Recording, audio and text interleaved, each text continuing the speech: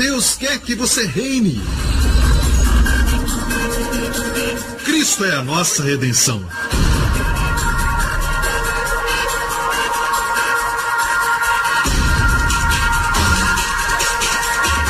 Deus é justo e faz o pecador justo.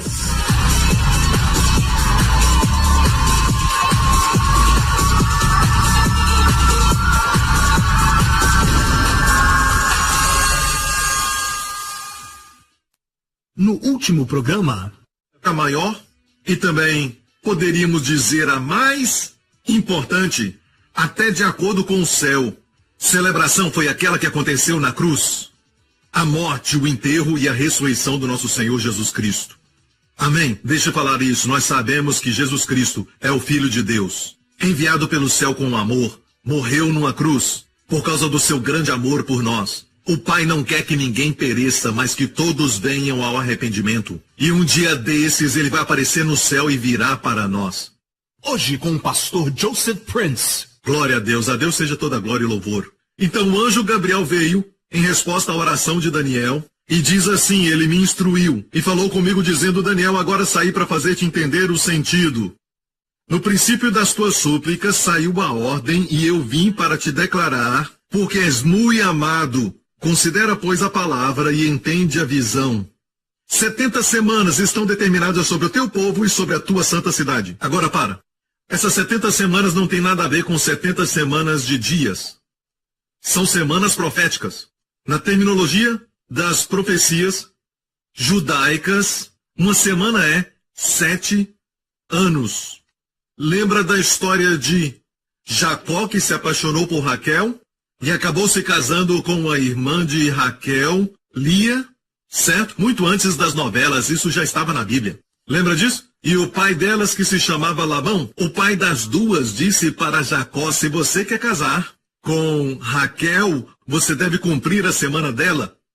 A semana dela, 7 anos. E o próximo verso diz, Jacó serviu 7 anos por Raquel. Então, uma semana profética. São 7 anos e não 7 dias, ok? Lembre-se disso. Então, quando aquele anjo veio, o anjo Gabriel veio a Daniel e disse, 70 semanas estão determinadas para o teu povo. Não era para o povo chinês, o povo americano ou o povo brasileiro, mas estava falando do povo judeu, ok? Teu povo e tua santa cidade. Era Jerusalém, não era Londres, Rio ou Nova York.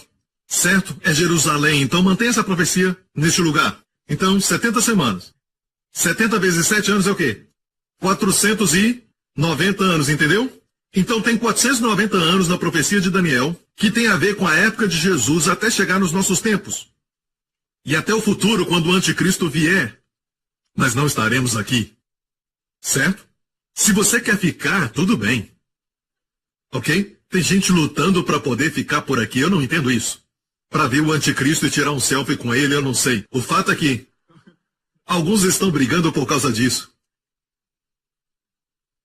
Então, 490 anos. 70 vezes 7, 490 anos. Então, 490 anos é para o povo judeu em Jerusalém cessar a transgressão e para dar fim aos pecados e para expiar a iniquidade e trazer a justiça eterna e selar a visão e a profecia e para ungir o Santíssimo. Coisas maravilhosas, amém? Não são coisas incríveis? O próximo verso diz, quando vai começar? Quando essas semanas vão começar?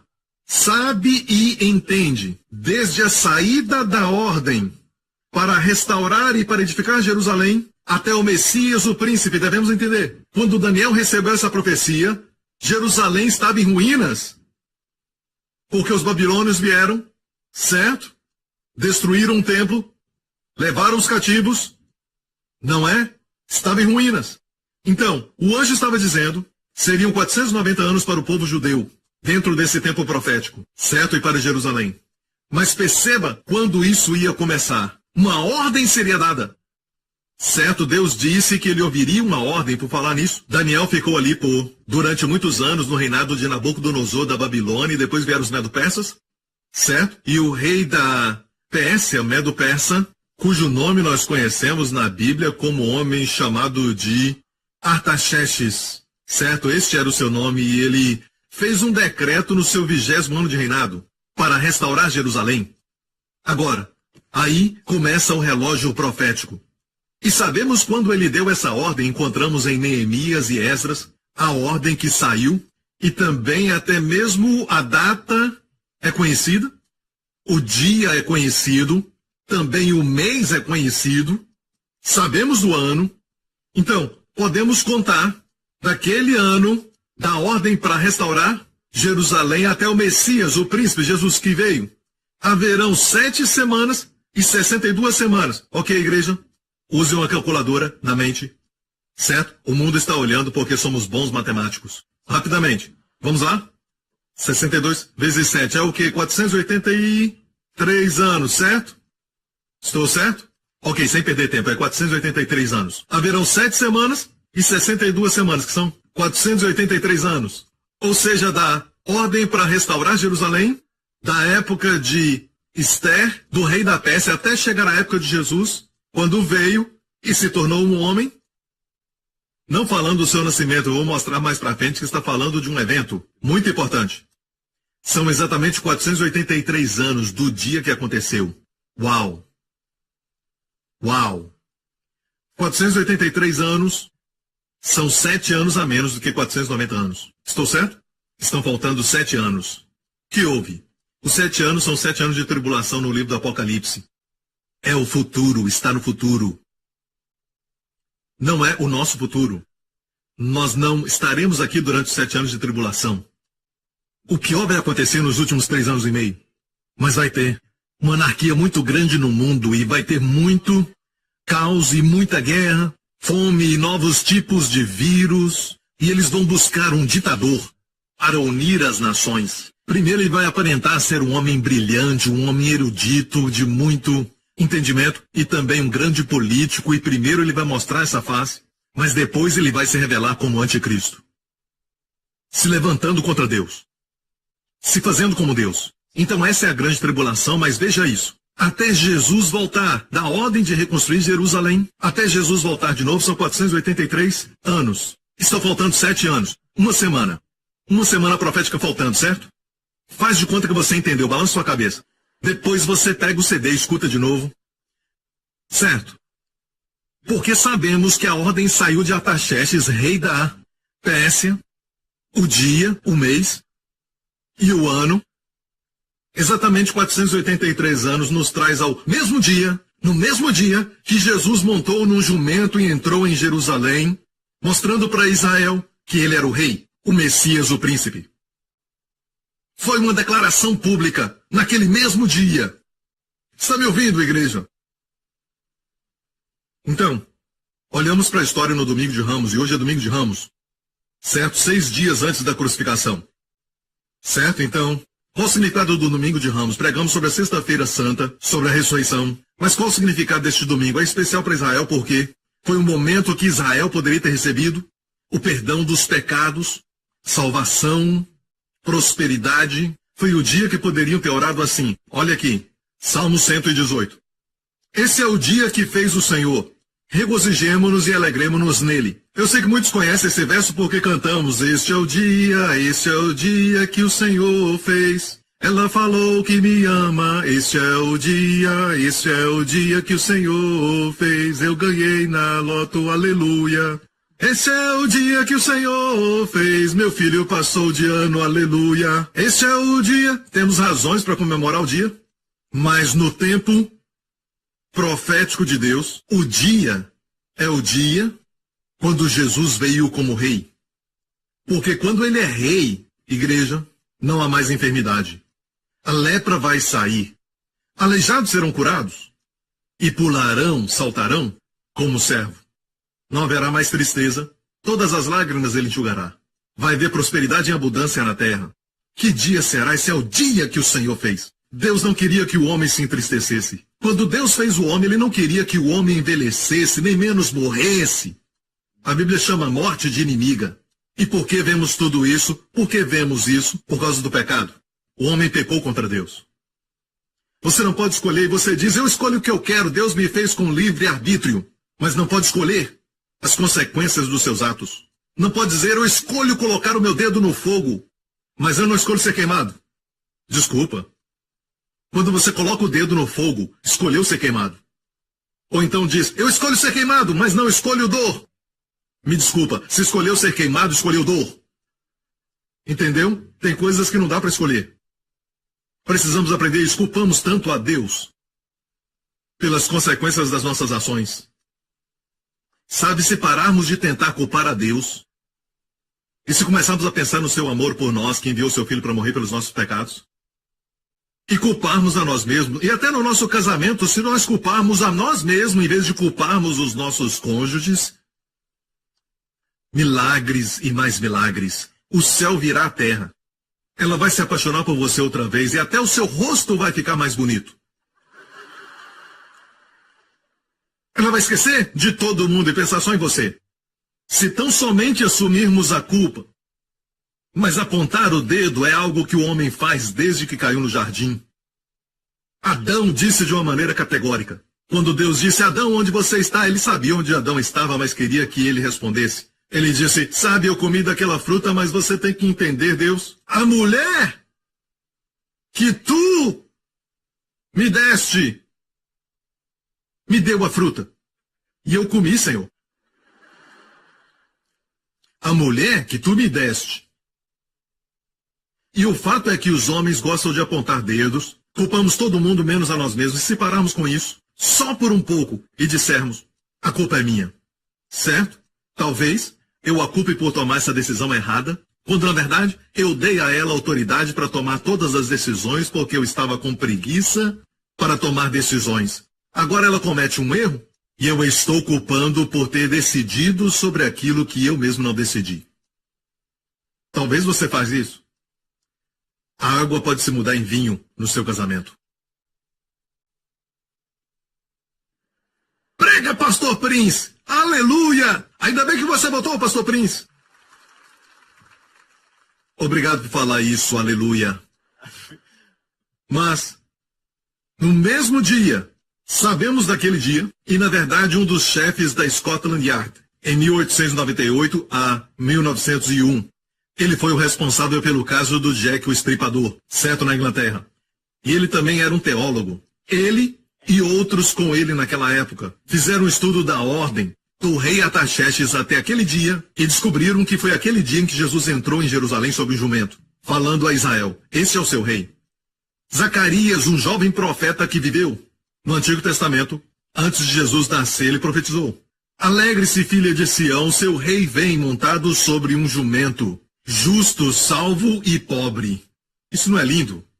Imagine um rei que tem todo o poder nas suas mãos, e ele usa esse poder para limpar um leproso, para ressuscitar o morto, para enxugar as lágrimas de uma viúva cujo filho tinha morrido, que amava as crianças e as abraçava e as abençoava, dizendo, não proibais que elas venham a mim. Que rei!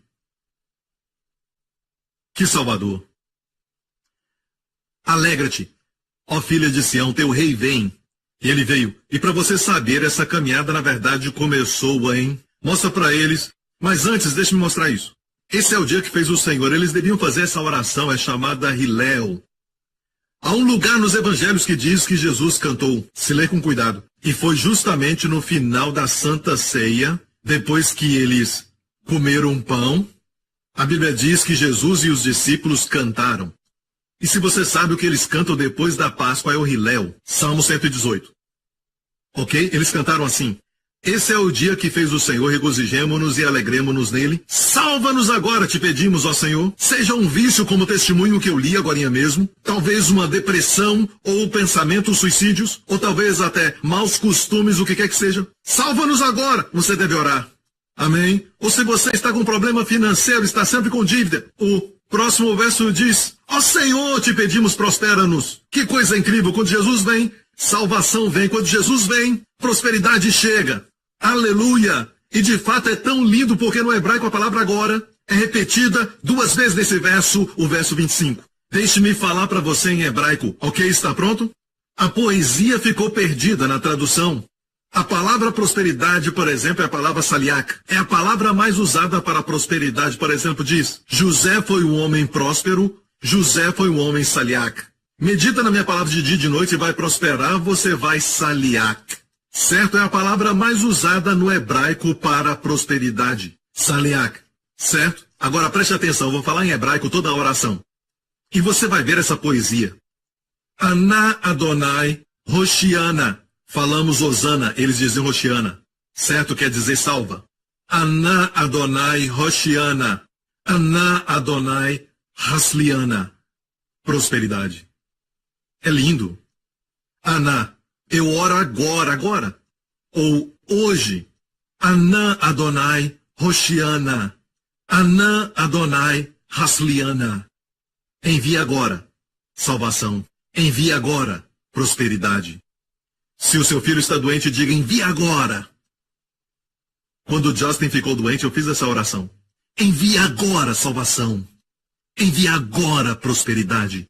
É lindo porque é uma poesia no hebraico. Amém. E continua assim: bendito aquele que vem em nome do Senhor. Baruch haba Hashem Adonai. Essas são as palavras que eles clamaram quando Jesus entrou em Jerusalém. Vamos ver a história. Não se esqueça que essa frase, bendito que vem em nome do Senhor, vem logo depois de envia agora a salvação, envia agora a prosperidade. Vamos voltar à história de quando Jesus entrou em Jerusalém. As crianças começaram, bendito que vem em nome do Senhor, mas eram crianças. Os fariseus disseram: repreenda essas crianças. E Jesus disse: se eles se calarem, as pedras clamarão. As pedras tinham um coração mais macio do que os fariseus. Não conseguiram ver o Messias, o rei. E Jesus disse sobre as crianças: vocês não leram? E ele se referia ao Salmos 8, verso 2. Você não leu que da boca das crianças e da boca dos que mamam vem o perfeito louvor? Mas se olharmos o salmo que ele se referiu, diz: Deus ordenou força para parar o inimigo e para calar o vingador. Ou seja, quando crianças adoram a Deus e usam palavras como Aná Adonai Hoshiana, Baruch haba Hashem Adonai, bendito que vem em nome do Senhor. Quando usam palavras como essa, o inimigo é paralisado. Ele não pode se mover na sua vida. Às vezes não sabemos como devemos orar. Às vezes não sabemos o que devemos fazer. Seu filho está doente. A situação está cada vez pior. O que fazer? Faz a oração do Salmo 118. Diga: dê graças ao Senhor porque Ele é bom. Sua misericórdia dura para sempre. Mas nada está melhorando. Dê graças ao Senhor porque Ele é bom. Sua misericórdia dura para sempre. Parece que o diabo está ganhando. Dê graças ao Senhor porque Ele é bom. Sua misericórdia dura para sempre. Essas são palavras das canções que o rei Josafá colocou na boca dos soldados, e quando eles chegaram ao campo da batalha, os inimigos tinham se aniquilado. E eles passaram os próximos dias coletando despojos que o inimigo tinha deixado. Aleluia! É como começa o Salmo 118, dê graça ao Senhor porque Ele é bom. Por que dá graça? Porque Ele é bom. Porque a sua Hassed, que quer dizer graça, dura para sempre. Rodula Adonai Kitov, Kiolan Hasdom, dê graças ao Senhor porque Ele é bom. Sua misericórdia dura para sempre. Aleluia! Você não se alegra que aqui falamos da graça o tempo todo? Sua Hassed o tempo todo? Pastor Prince prega na Hassed para sempre, amém? Olha isso. Foram as crianças, mas Pastor Prince tinha muita gente clamando, os adultos também. Bendito que vem, eu concordo. Mas sabe quem era? Os 4 evangelhos registram a entrada triunfal. O evangelho de João diz que as pessoas que clamaram, além dos discípulos, eram as pessoas que tinham crido nele, depois de ressuscitar Lázaro dos mortos. Não muito antes, ele ressuscitou Lázaro dos mortos e as pessoas acreditaram, mas como um todo, a nação toda o rejeitou. Vamos continuar lendo, ok? Você vai ser abençoado. Aperte o seu cinto. Certo? Vai ser uma viagem. Vamos lá para o texto que diz: e quando já chegava perto da descida do Monte das Oliveiras, toda a multidão dos discípulos, regozijando-se, começou a dar louvores a Deus em alta voz, por todas as maravilhas que tinham visto, dizendo: bendito o Rei que vem em nome do Senhor. Baruch haba Malek Bashem Adonai. Paz no céu e glória nas alturas. Eu não tenho tempo para falar por que não é paz na terra, como quando ele nasceu. Mas aqui é paz no céu e glória nas alturas. É uma outra mensagem. E esse tipo de mensagem precisa de um culto inteiro. Ok, então, verso 39. E disseram-lhe de entre a multidão alguns dos fariseus: Mestre, repreende os teus discípulos. E respondendo ele, disse-lhes: Digo-vos que se estes se calarem, as pedras clamarão. Olha bem, tudo começou com um pequeno jumento E por falar nisso, eu fui lá o ano passado e vi pela primeira vez o lugar onde o jumentinho estava. Ok? Isso está no Evangelho de Marcos. E logo que se aproximaram de Jerusalém, eles não tinham entrado ainda lá, eles estavam perto de Betfagé e de Betânia. Betfagé e Betânia são perto uma da outra, do Monte das Oliveiras, dá para descer para Betânia. É um lugar muito lindo, não dá nem para começar a falar como o lugar é lindo. Eu tenho algumas fotos de lá, os meus pastores e líderes estavam lá. Você foi, Gabriel? É um lugar lindo, jardim de orquídeas, tem um jardim. Eu amo aquele ambiente. Eu tenho a mensagem que eu preguei perto de Betânia, e por falar nisso, Betânia era para Jesus a sua segunda casa. Não dá mais para ir para a cidade de Betânia, é dos palestinos. Mas ainda dá para ver o caminho que Jesus tomava. É muito lindo, certo? Jesus subiu para o céu de Betânia, desceu o Monte das Oliveiras e ele foi até chegar em Betânia e depois subiu. Ele amava Betânia, era onde estava a casa da família que ele amava, Lázaro e suas irmãs, Marta e Maria. Era uma casa simples, mas era a segunda casa de Jesus. Eram pessoas que sabiam quem ele era, o amavam. Amém. E toda vez que ele não ficava em Jerusalém, ele ia para o Monte das Oliveiras e depois Betânia. E aqui ele estava em Betânia, perto de Betfagé, junto do Monte das Oliveiras, enviou 2 dos seus discípulos e disse-lhes: Ide à aldeia que está defronte de vós. Eu já parei lá e olhei para o outro lado, e eu vi a cidade. E logo que ali entrardes, encontrareis preso um jumentinho, sobre o qual ainda não montou homem algum, soltai-o e trazei-mo. E se alguém vos disser por quê fazeis isso, dizei-lhe que o Senhor precisa dele, logo o deixará trazer para aqui. E foram e encontraram o jumentinho, preso fora da porta. Quando ele voltar pela segunda vez, não será um jumento que ele vai montar, mas um cavalo branco. Amém? E foram e encontraram o jumentinho preso fora da porta, entre 2 caminhos. Entre 2 caminhos. E o soltaram. Eu vou mostrar para vocês o vídeo, ok? Vejam isso. Os 2 caminhos. Isto que você está vendo com a torre lá em cima, Monte das Oliveiras. Ok? Jesus desceu do Monte das Oliveiras e ele chegou até Betânia, Betfagé. E olhando mais adiante, você vai ver os 2 caminhos. Ok? Certo. Dá um zoom até aquela doma verde. Ali estão 2 caminhos. A estrada ainda está lá. Você vê uma moto passando ali. E tem uma bifurcação na estrada. Ali estão os 2 caminhos. Ali estava o jumentinho, amarrado ali. Jesus estava aqui em cima e disse: podem ir lá, tragam o jumento. Ele foi preparado para este momento. E se o dono perguntar: quem pediu? O Senhor. Ele vai entender. Ele se assentou ali. Quando você vai a Israel, tudo se encaixa. Você diz: uau, tudo se encaixa.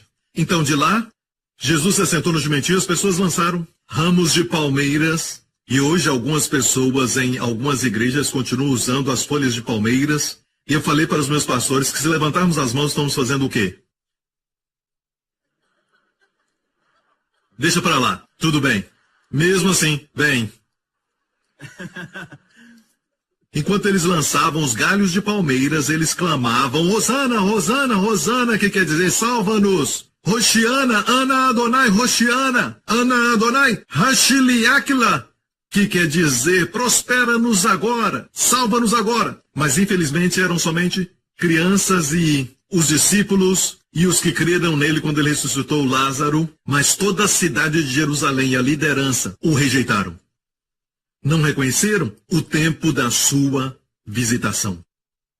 Com ele também veio a salvação em todas as áreas da vida. Na área que precisamos de salvação e os chineses que precisam de salvar a face.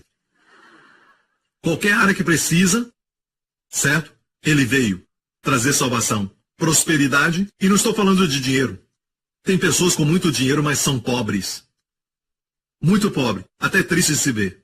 Tem 4, 5 casas, 10, 20 carros, mas são pessoas pobres. Não estou falando só de dinheiro. Sim, você precisa de dinheiro, o senhor sabe. E não se aproxime de Jesus se não quiser prosperar. Porque sempre que trouxer um pouco, vai se tornar muito nas suas mãos. Trouxeram 5 pães, ele alimentou 5.000 pessoas. Como eu já disse antes, não venha para Jesus se você não quiser ser próspero, ter saúde, ser livre de drogas. Não venha a ele. E esta não é a igreja para você. Amém? Porque Jesus está vivo e bem nesta igreja. Amém? Então, ele montou no jumentinho Eles o adoravam, certo? Hosana, Baruch Rabá, Hashem Adonai, bendito o que vem em nome do Senhor. E a Bíblia diz, mais em frente, e eu já li essa parte, mais embaixo, quando se aproximaram. Ele viu a cidade e chorou sobre ela. Deixe-me falar algo sobre a liderança aqui, líderes. Eu falava isso com os pastores numa sala. Sabe, quando as pessoas te elogiam, as pessoas em volta estão te bajulando. Estão erguendo a voz e clamando, exaltando o seu nome. É fácil para você chorar? Rodeado de elogios? Mas quando o jumentinho começou a descer, e alguns já estiveram ali em Israel, quando ele desceu, ele parou e olhou para Jerusalém. E Jesus chorou sobre Jerusalém. Agora, existem duas palavras para o choro de Jesus. Uma foi quando chorou no túmulo de Lázaro. O versículo mais curto da Bíblia, Jesus chorou. Toda competição de memorizar verso. Na escola dominical, quando alguém perguntava, quem pode falar um verso de memória? As primeiras 5 mãos vai ser Jesus chorou. O versículo mais curto da Bíblia. Mas quando Jesus chorou no túmulo de Lázaro, foi um choro silencioso, suas lágrimas desceram. Choro silencioso. Mas aqui, ele chorou em voz alta. Ele chorou muito sobre a cidade. Ele sabia o que ia acontecer por terem rejeitado. É triste quando alguém rejeita Jesus. Sabe, eu estava pensando comigo mesmo. Essa manhã eu estava pensando isso. Algumas pessoas aceitam Jesus, outros não aceitam. Sabe o que eu estou dizendo? Eu sou salvo, minha família está salva e muitos que eu amo também. Se você não aceitar Jesus, eu não estou perdendo. Eu não vou perder, mas você vai. Mas o Senhor não tem esse tipo de atitude. O Senhor deixa as 99 para buscar a perdida. Para Ele é uma perda. Ele te ama. Ele não é como nós, aceita ou não. Eu só sei que eu já estou salvo. Ele não tem essa atitude. Ele realmente ama todo indivíduo. No próximo programa, confia em mim, a alegria do céu é muito maior do que qualquer coisa que nós podemos compreender. Não se esqueça, tudo o que temos hoje, que somos hoje, a comida que comemos, é dada por Deus. Deus não vai tirar algo bom para te dar o ruim, mas Ele tira algo ruim para te dar algo melhor. Saiba disso. O Senhor te recompensa por se abrigar debaixo das suas asas. Amo isso, o Senhor te recompensa. O Senhor te recompensa por se abrigar debaixo das suas asas. Ou seja, quando você faz isso, Ele diz, obrigado. Que Deus! Que Deus! Obrigado por sintonizar no programa de hoje. Esperamos que tenha sido uma bênção para a sua vida. Para mais informações sobre o programa da Igreja New Creation, acesse o site ncctv.org.sg. Lá você poderá se inscrever para receber um devocional diário do pastor Joseph Prince. Seja incentivado e fortalecido todos os dias e saiba o quanto Deus lhe ama através desses devocionais. Acreditamos que seu dízimo pertence à igreja que você frequenta e oramos para que você seja grandemente abençoado, altamente favorecido e profundamente amado.